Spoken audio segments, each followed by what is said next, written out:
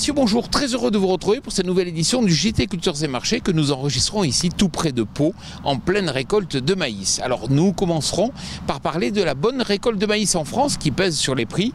Nous irons ensuite vers l'Argentine où la qualité des blés sera surveillée en cette fin d'année.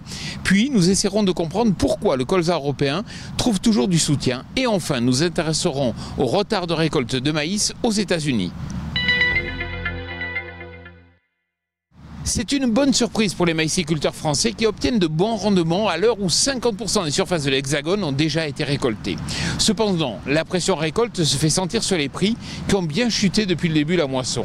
En plus de cela, le prix du maïs français n'est pas compétitif par rapport aux origines d'importation, telles que les maïs ukrainiens ou brésiliens.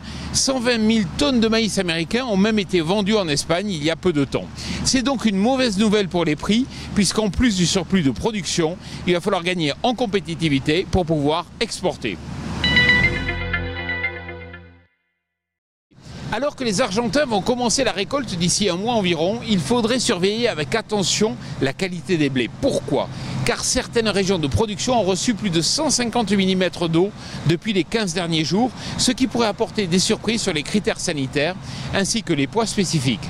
Ce serait une bonne chose pour les blés français car l'Argentine est un concurrent important, notamment pour le marché algérien. Au Canada, le prix du canola est soutenu par deux éléments. Tout d'abord, une très forte demande, à l'image des exportations records pour cette période, avec déjà 2,05 millions de tonnes exportées depuis le début de la campagne, contre 1,44 million de tonnes en moyenne.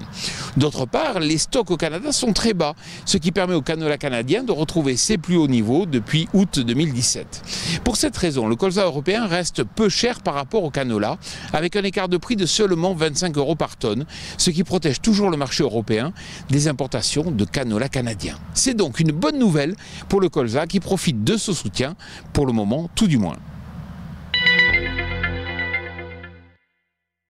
38%, c'est le pourcentage de surface de maïs coupé aux États-Unis. Le niveau de récolte est donc très en retard par rapport à la moyenne des 5 dernières années, située à 59%.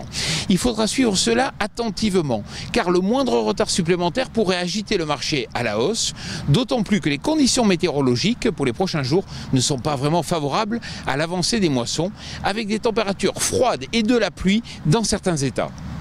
Alors si vous aussi vous recevez un email vous informant de la mise en ligne de ce JT, bien sûr n'hésitez pas à le transférer à tous vos amis. Quant à moi je vous souhaite une excellente semaine et bien sûr une excellente récolte.